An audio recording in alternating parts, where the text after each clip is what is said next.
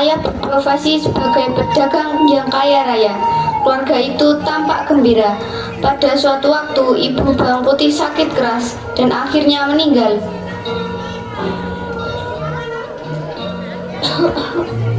Ibu sudah tidak kuat lagi, Nak. Sudah ayah sudah tua. Karena ada orang lain. Ibu, jangan tinggalkan aku. Sudah, jangan bersedih Putih. Kenapa kita bernasib seperti ini, Ayah? Di desa di mana Bawang Putih dan ayahnya tinggal ada seorang janda beranak satu bernama Randa. Randa sering berkunjung ke rumah Bawang Putih untuk mengantar makanan. Bagaimana makanannya? Makanannya enak, Ibu. Saya suka.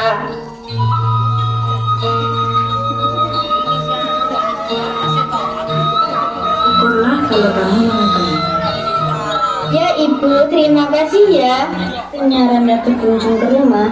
Ayah Bawang Putih tertarik pada Randa, dan akhirnya ayah Bawang Putih melamar Randa untuk menjadi istrinya. Akhirnya mereka menikah.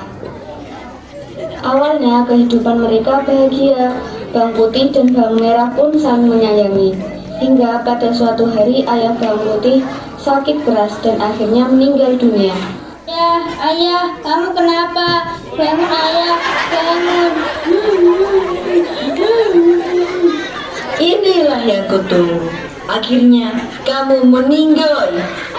Akhirnya Bawang Putih pun menjadi anak yatim piatu.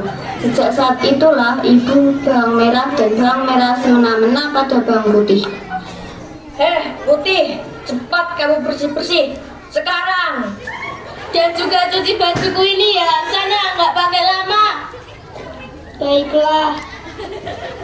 Membereskan rumah, Bawang Putih pun bertugas menuju sungai untuk mencuci baju.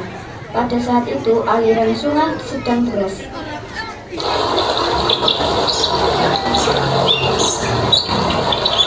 Aduh, gimana ini? Baju ibu hanyut. Ya hanyut deh. Nanti aku pasti dimarahi ibu. Hari pun sudah sore. Bawang Putih masih mencari baju ibu yang hanyut, namun tidak ditemukan. Akhirnya, ia pun pulang ke rumah dan menceritakan kejadian yang sebenarnya. Apa katamu? Bajuku hanyut. Dasar adik tahu diri. Sekarang cepat kamu cari dan jangan kembali sebelum kamu temukan baju itu. Bawang Putih pun segera pergi dengan cepat menuju daerah sungai untuk mencari baju ibunya itu. Di perjalanan, ia pun bertemu dengan banyak orang yang berlalu lalang. Bawang Putih pun bertanya pada beberapa orang tersebut. Paman, apakah Paman menemukan baju berwarna merah? Itu punya ibuku. Saya tidak melihatnya, Nak.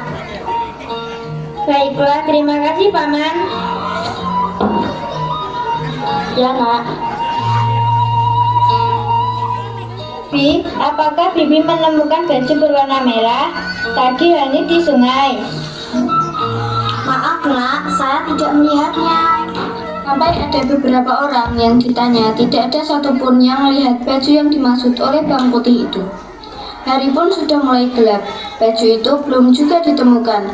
Sampailah Bawang Putih pada gubuk tua yang reot. Langkah Bawang Putih pun terhenti. Di sana terlihat seorang nenek renta yang duduk. Dengan ragu-ragu, Bawang Putih mendekati nenek itu dan menyapa. Nek, apa nenek melihat baju merah di tepi sungai?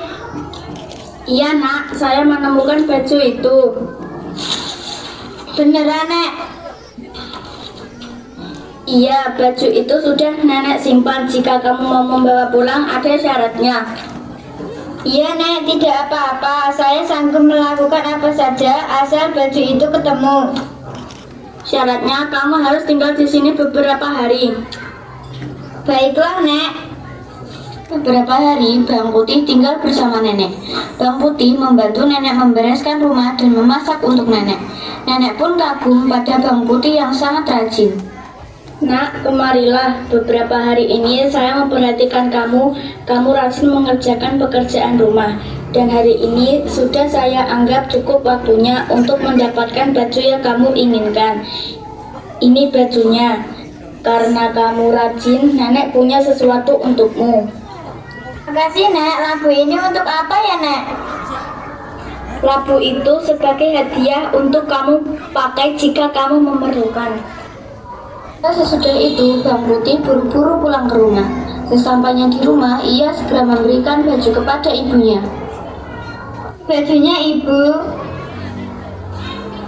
Mana? Bang Putih pun menunjukkan labu yang diberikan oleh nenek. Apa yang kamu bawa itu? Labu dari nenek yang menemukan baju itu, Ibu. Bawang Putih pun segera membuka labu itu. Ternyata isinya emas.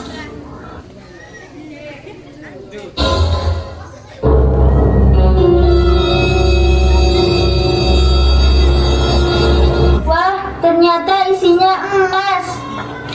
Apa? Emas? Karena tertarik dengan pemberian nenek, ibu dan Bawang Merah berniat untuk mencari keberadaan nenek. Akhirnya Bawang Merah pergi mencuci baju ke sungai. Dengan sengaja ia menghanyutkan bajunya.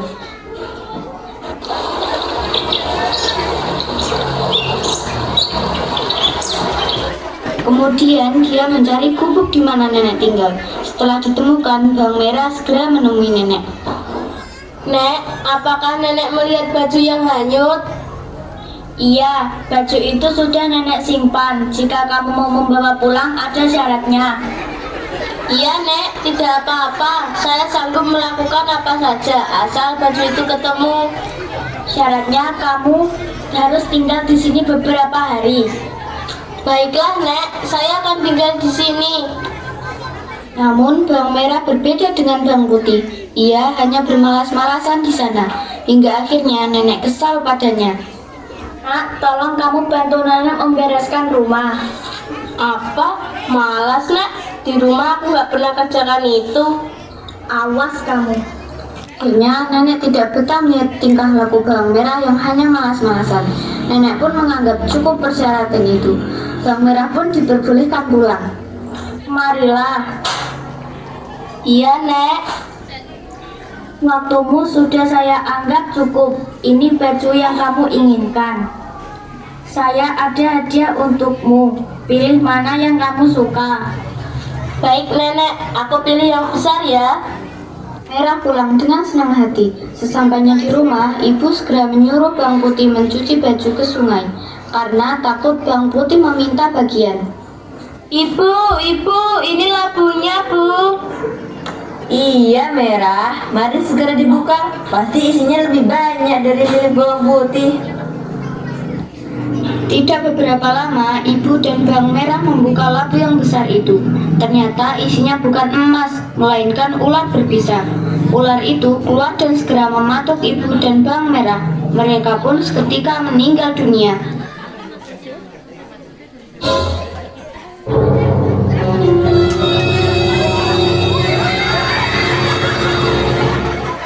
Dari cerita ini adalah sebagai manusia kita tidak boleh serakah akan harta dunia.